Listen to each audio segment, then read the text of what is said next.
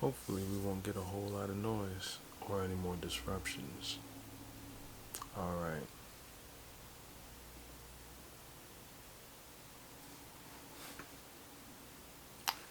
Yate and Abarigani.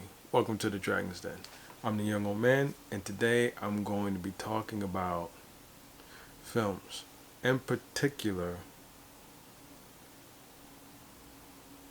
certain type of films starring a certain type of person. Uh, growing up, you didn't get to see a lot of black women, black people in general, in science fiction films, but particularly black women, right? Very few and far between.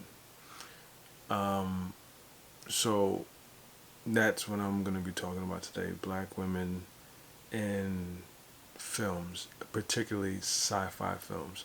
I'm not going to talk too much about television. I'll make mention of some because, like I said, it's so few and far between seeing black women in science fiction and fantasy. Though my focus here is science fiction, particularly science fiction that deals with space, either traveling in space or aliens or whatever. Right? Very rare. You see more black men, but still rare in comparison to the controllers of the things. So, and my perspective is not as global because I don't really know films from other countries and outside in the diaspora. I'm mostly focused on occupied Turtle Island called America because that's where I grew up. And Hollywood is the dominating factor in the world of one movies. Has been for a long time. No longer the most, not no longer the biggest market, but still one of the largest producers. And and it's changed in recent years. You see a lot more black faces in sci-fi, and particularly women. But yeah, my lifetime it was very little, very little. So when I did see him, I was always very hyper aware of it, and happy about it. I always get happy when I see black women and anything really, but particularly stuff that's quote unquote genre that deals with speculative outside the regular realm of fiction where it comes to sci-fi, you know, fantasy, horror, things like that. So I got a list, and I'm gonna go off the list. It's not super detailed, but names. So we're gonna start with the most well known, the most famous, Nichelle Nichols, Lieutenant Uhura, Star Trek. If you don't know who that is, get off my page. Like I don't. Everybody has talked about how influential her being on Star Trek was, and again, like I said, my focus is movies. However, it's it's filmed, it's filmed sci-fi, and you don't get too much bigger sci-fi than Star Trek or Star Wars. Those are the two biggest names in the sci-fi world as far as films is concerned, right? So, and though Star Trek was a television series, started out on television, they made several films, and she was in them. So still, this fits, right? So Nichelle Nichols, hands down, and Whoopi Goldberg, who is on the list, famously has said how much of an influence just seeing Nichelle Nichols on television and when she was a child and not being a stereotypical subservient role like a maid or a housewife or whatever. Like she was a communications officer on a starship. That was huge. You're talking about like I think 1966, 60 no 64, 65 around there. Huge, moment television film history, and equally as famous was Nichelle talking about how she wasn't sure if she wanted to continue doing it, and none other than Martin Luther King Jr. met with her and was like, you need to you need to stay. You need to keep doing this. Like you have no idea the relevance of your presence being in this show and the capacity that you're in, how far reaching it is. And he was right. You know, yeah. So Nichelle Nichols, hands down, number one, right? And um, I wrote these in a specific order, but I'm going to read them out of the order that I have them in, only because I just thought of something, and I want to get to my favorite one that I remember as a kid, which is one of the things that sparked my awareness of black women in sci-fi. But I'll get to that. But no, I'll go in order. I'll go in order I wrote it for the most part. So one of the first, and this is a name that most people are not going to think of to associate with sci-fi films, because she's so freaking megally talented, and she's done so many other roles in the regular narrative film world, contemporary films, and you know biographical films, and even television. She's one of the most versatile and respected actors in the game for the last 30 years, right? So, like, and the first time I remember seeing her and being aware of who she was because she was in a freaking sci-fi film. In 1992, it was this cheesy straight-to-video film. It was the fourth one in the series. It was a series called Critters. And if you've ever heard of Critters, and if you're a fan, you already know who I'm going to mention. But I'm building this up so that you understand, right? The Critters was this cheesy sci-fi franchise. I think it started in the 80s, right? Late 80s.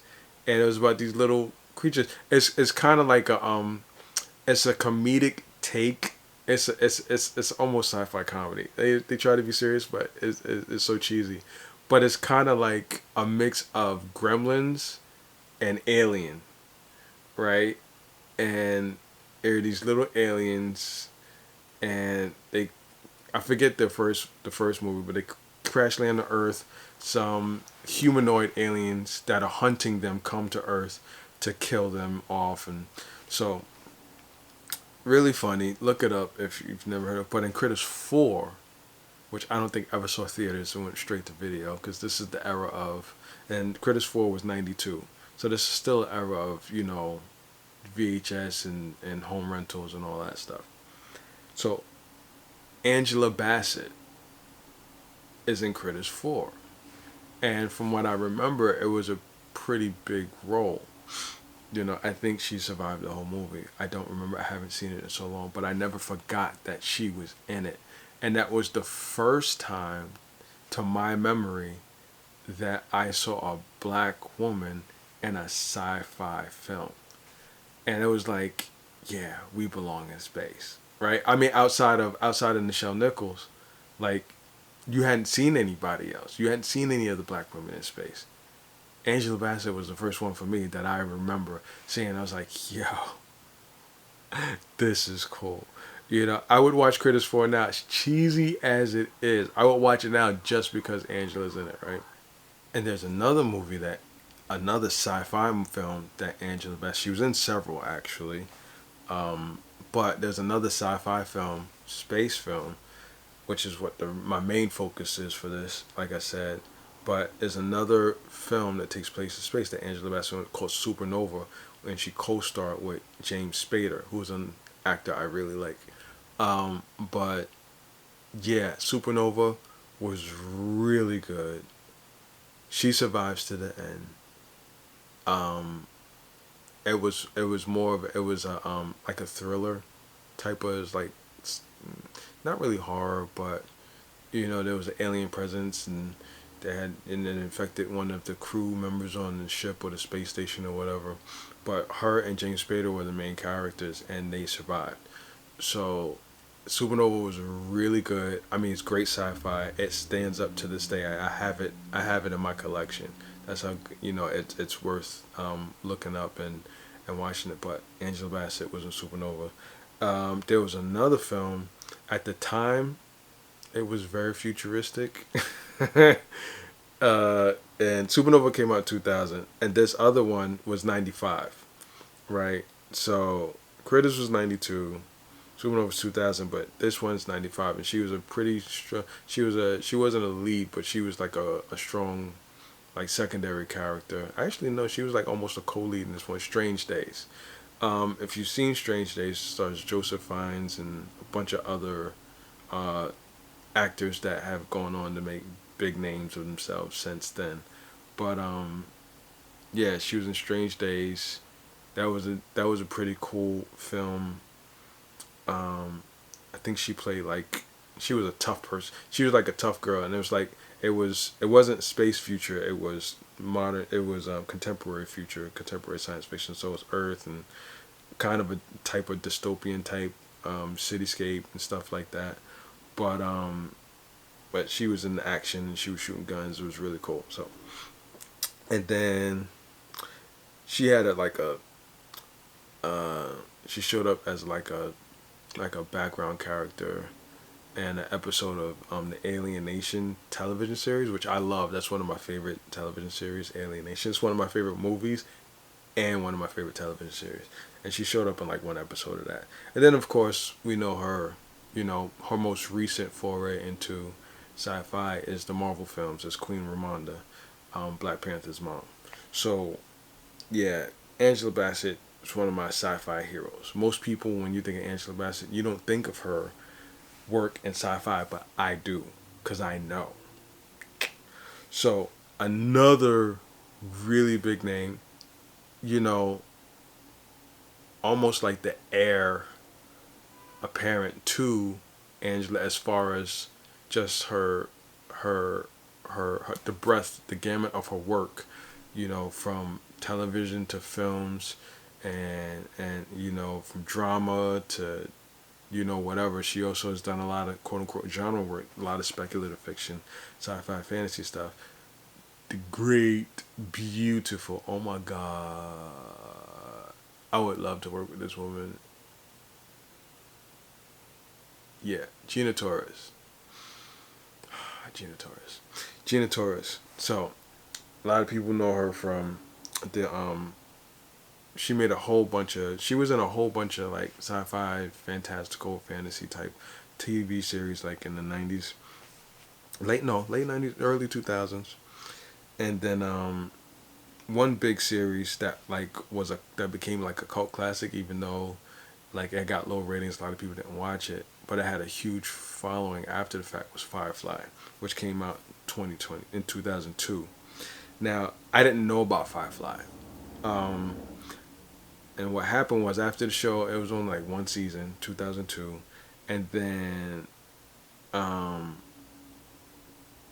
there was a like this was the this is the early days of people the fans campaigning, you know, to get studios to back a show or a film, you know, that they wanted to see. And you know, so Joss Whedon, he created the Firefly series. He also did a movie called Serenity based on Firefly. And I saw Firefly, I saw Serenity, which came out in 2005, before I ever even heard about Firefly, right? So I saw Serenity and I was like, this is really fucking cool, right? Um, and then I found out after I watched it that it was based on a television series, Firefly. So I was like, oh, well, I gotta look at that. I have both. I bought the whole series and I have Serenity on in my collection. But I had known her name from other stuff that she had done. But Serenity is when it was like, yeah, she's dope, and she was a badass in Serenity, like in Firefly, she's a huge badass. So when she showed up in The Matrix, Reloaded and Revolutions,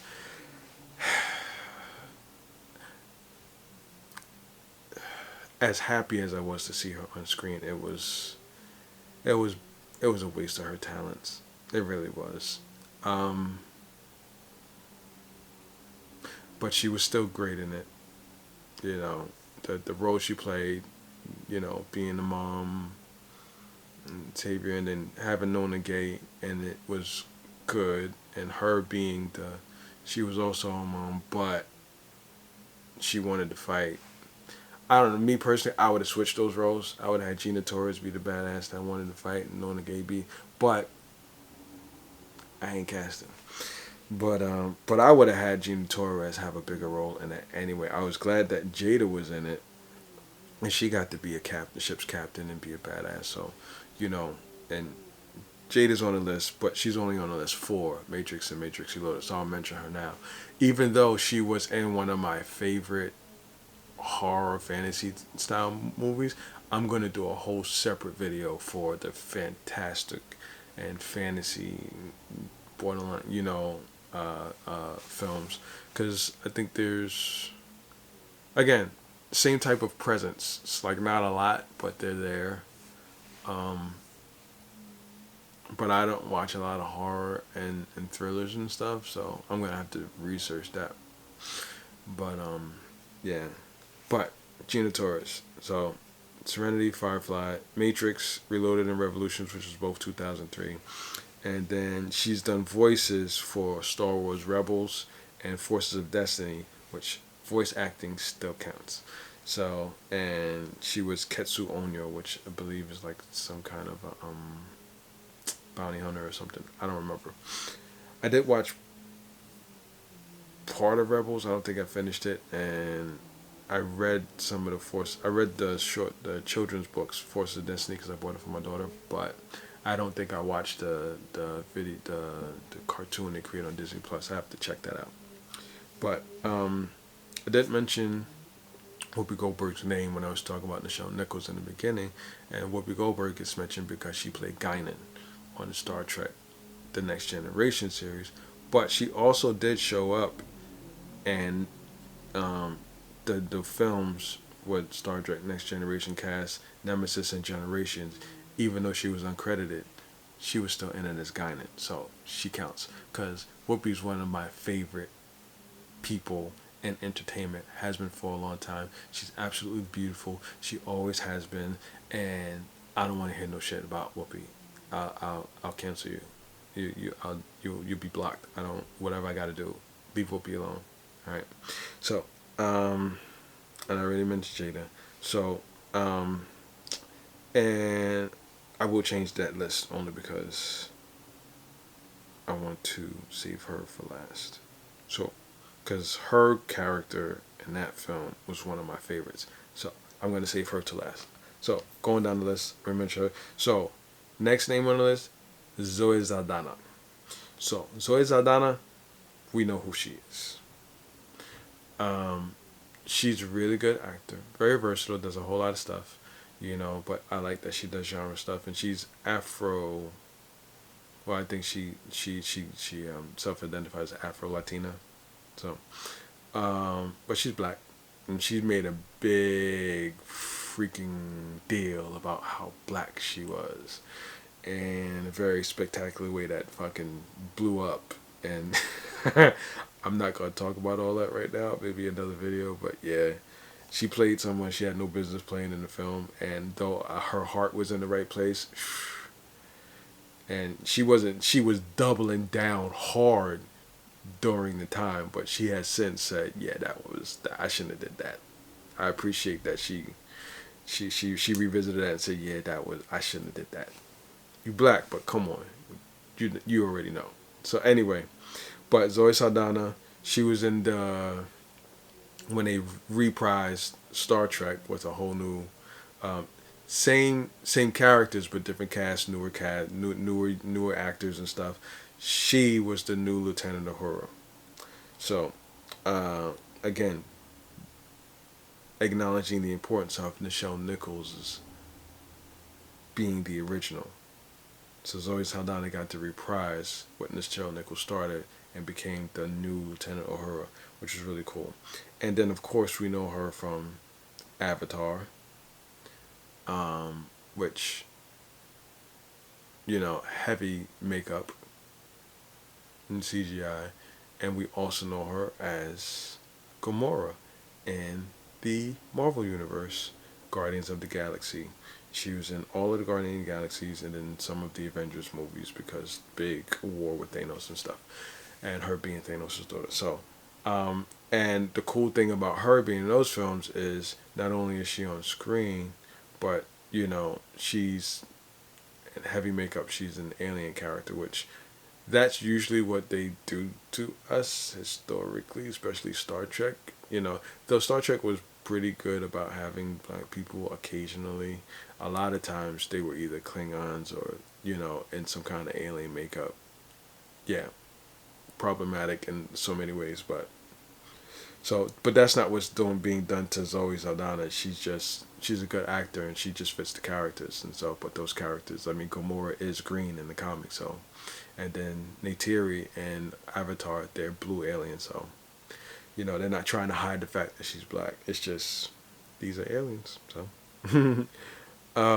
But yeah, so, and if you don't realize that most of the Marvel movies are sci-fi by now, something's wrong with you. Like, go away. Um, Denai Guerrero.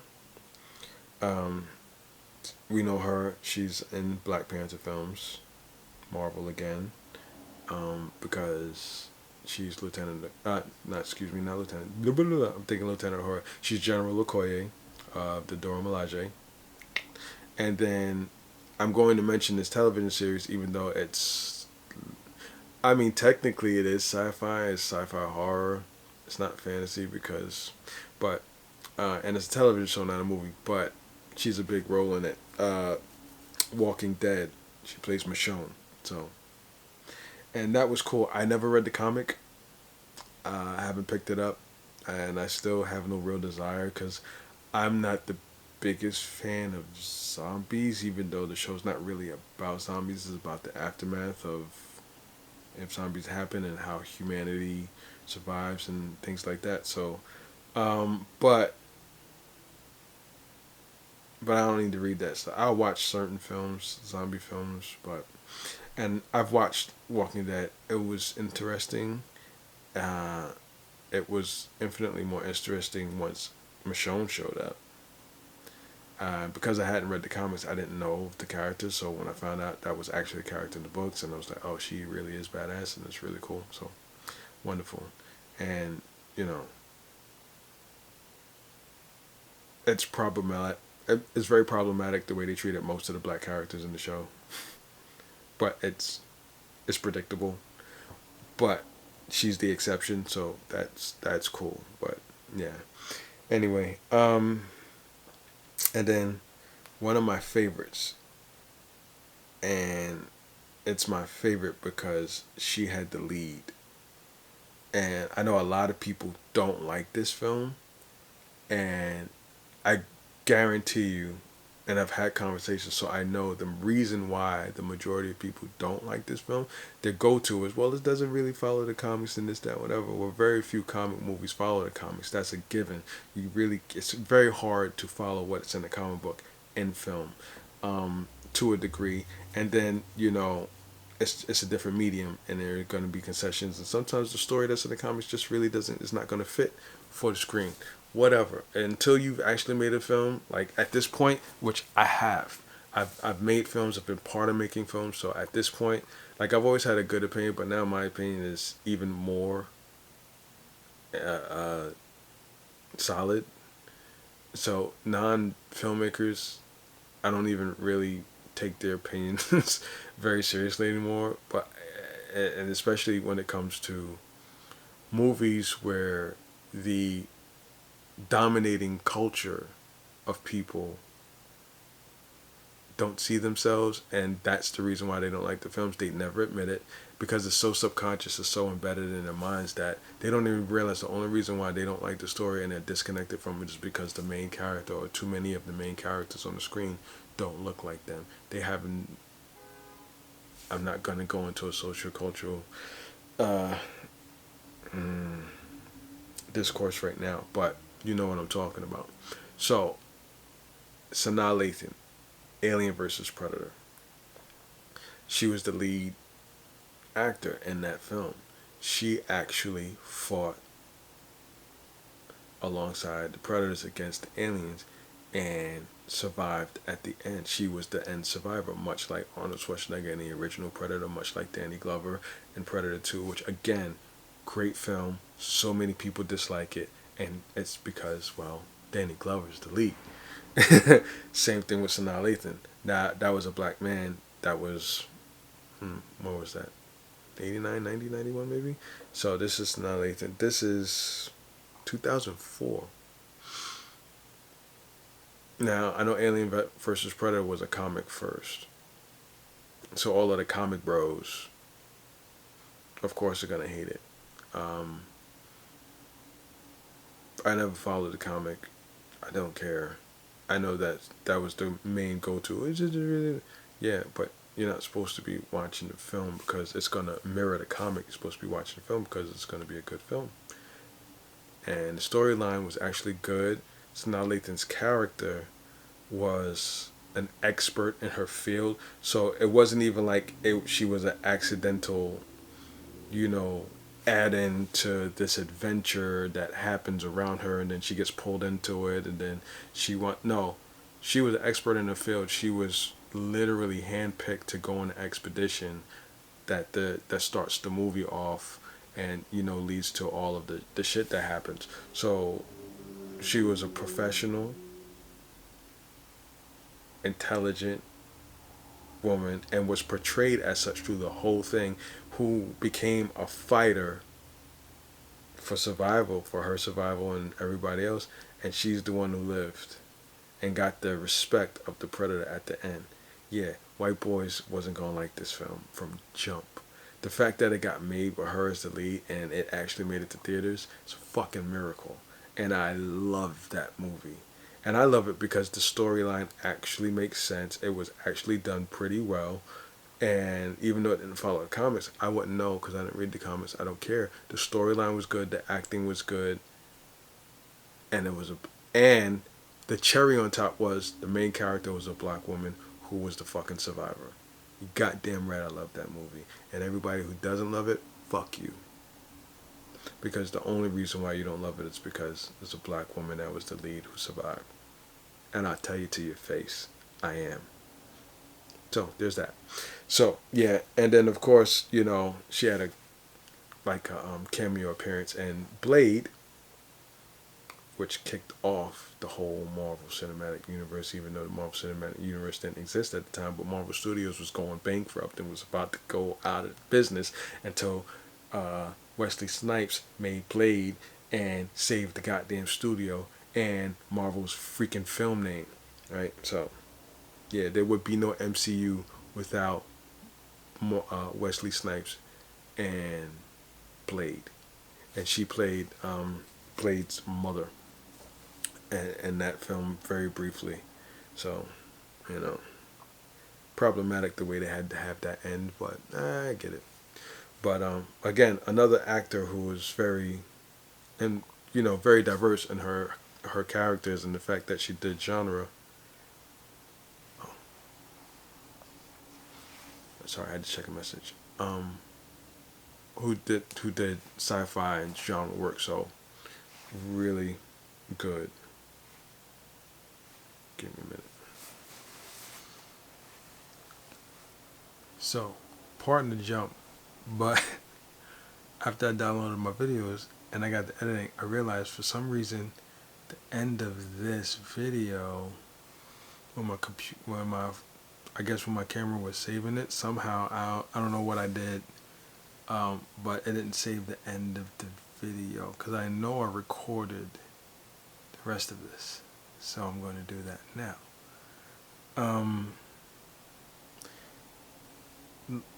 I was just talking about the end of Sanaa Lathan, and she's a versatile actor, and she's done a lot of stuff, and her performance in Alien vs. Predator is like my favorite depiction of a black woman in a sci-fi film, particularly dealing with like alien space stuff. So really good. So that was my final female actor to mention as far as sci-fi films, but there were honorable mentions because, like I said, because there's so few far and in between in sci-fi.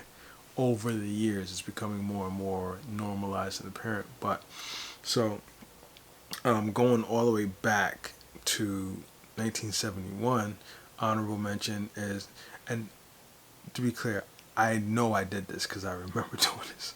Anyway, 1971, Rosalind Cash, The Omega Man. Now, if that sounds familiar, that's because it's based on the story I Am Legend, which famously Will Smith redid as a film.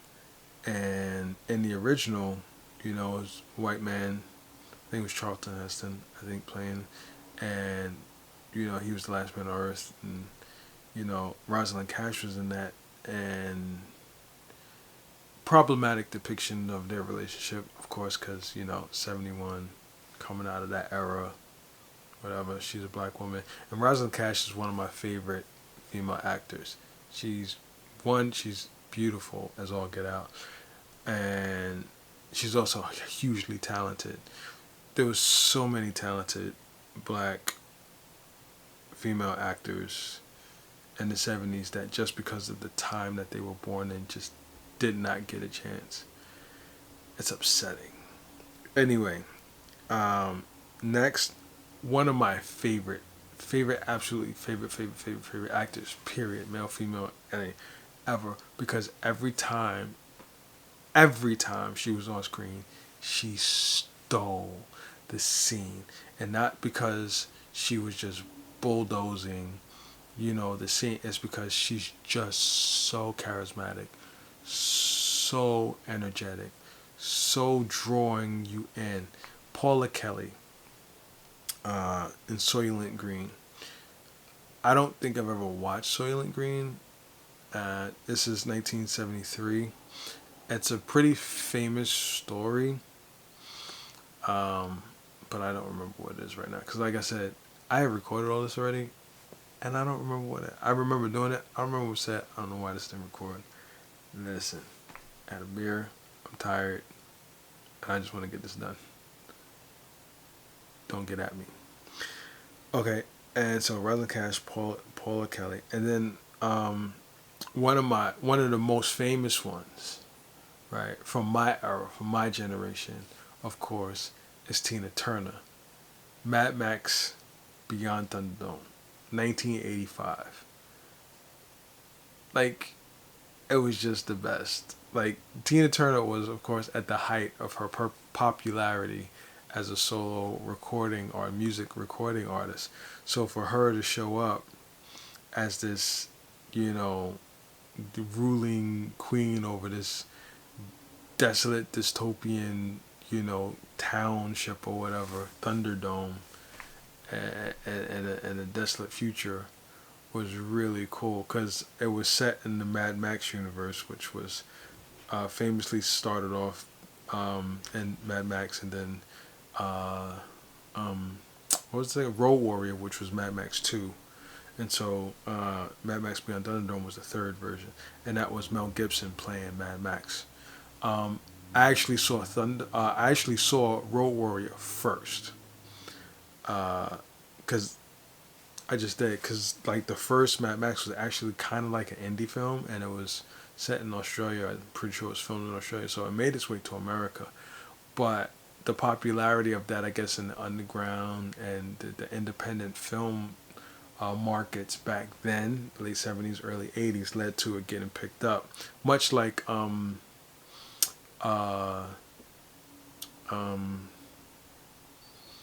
oh God, his name just popped in my head. It popped out, but Robert Rodriguez with Desperado. The first one, which was El Mariachi, it's super independent film, and made its way through the independent circuit, got rave reviews, people were clamoring for him, and he basically just got offers thrown at him, so he made Desperado, which was a continuation of El Mariachi, but was kind of a remake of El Mariachi. Very bright. Robert Rodriguez is fucking genius. I love him. He's got he wrote a book about how he made El Mariachi and how to make a decent film on a no string budget. Fucking shoestring working on a no string budget, and I wouldn't do the things that he did. I understand the drive to do it, And yeah, that I read that book. It's a very good book. And very good movies. So I'm assuming like Mad Max was like the precursor to like what El Mariachi was for Robert Rodriguez for, I don't remember who the director was for Mad Max. But anyway, this was about Tina Turner. Tina Turner, Mad Max Beyond Thunderdome, the third one, in the Mad Max universe, and she was really really good in that. Um, and then of course, because I've already mentioned The Matrix several times, you got to go back to it because there were more black women in The Matrix. Famously, Gloria Foster as the Oracle in Matrix and Matrix Reloaded. And then tragically, Gloria Foster passed during the filming of Reloaded and Revolutions because Wachowskis, at the time they were the Wachowskis brothers and now they're just the Wachowskis. Um, because they're no longer.